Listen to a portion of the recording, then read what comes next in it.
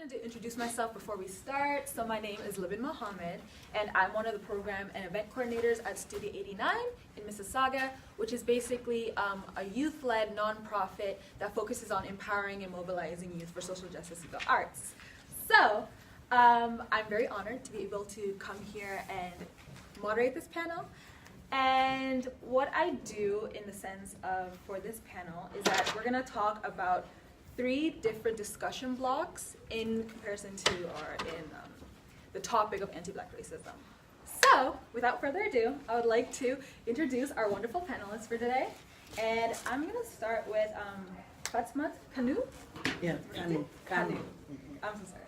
It's okay. She was born and raised in Freetown, Sierra Leone, and she's a trained teacher. She holds a Bachelor's of Arts degree from the University of Maryland and a Master's degree from Boston University. She has worked in her home country and abroad in various positions. So she was a teacher, a library clerk at the undergraduate and graduate libraries in Edmonton, an acquisitions agent for the Library of Congress, and a research assistant, a city councilor, and a cross-cultural facilitator for new immigrants in Vancouver. And she has published 3 books, which are amazing, that are based on her experience across the world. So 3 of them is a 2008 publication called Through the Calabash, which is about her memoirs and reflection on growing up in Sierra Leone. The Taste of the Colin, 2014, that was published, and it's about transitioning across cultures. And lastly, The Rock Behind the Waterfall, which is published in 2014, and it's about an insider's view of diplomatic life. Thank you for joining us today. Thank you. So the second person joining us will be Norma Nicholson.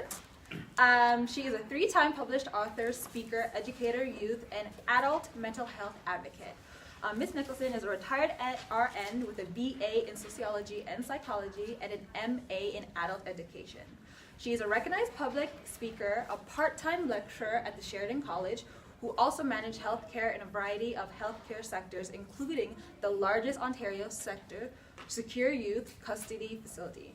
Her active community services are as follows. So she's a past president of the Registered Nurses Association and the Alzheimer's Society of Peel, the board advisory to Free for All Foundation and Homeless Strategy in the Peel region, and she's currently a member of the Police Services Board. Thank you for joining us, Norma. And last but not least, here we have is Colin McClean. As our certified adult and continuing education trainer, Colin McClean sculpts and forges learners' minds for success, using easy-to-follow systems that allow them to start building their lives that they want to envision.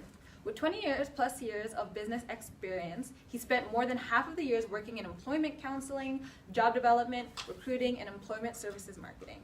He's published a self-help guide entitled A Funny Thing Happened on the Way to My Career, 50 Practical Rules to Get the Job That You Want, which uses humor to help job seekers hone their skills that they need to find work, despite living in challenging economic times. So Colin has since developed creative online and in-person lectures or courses, and facilitates workshops and delivers presentation for at-risk youth and young adults. Thank you for joining us, Colin. Thank you.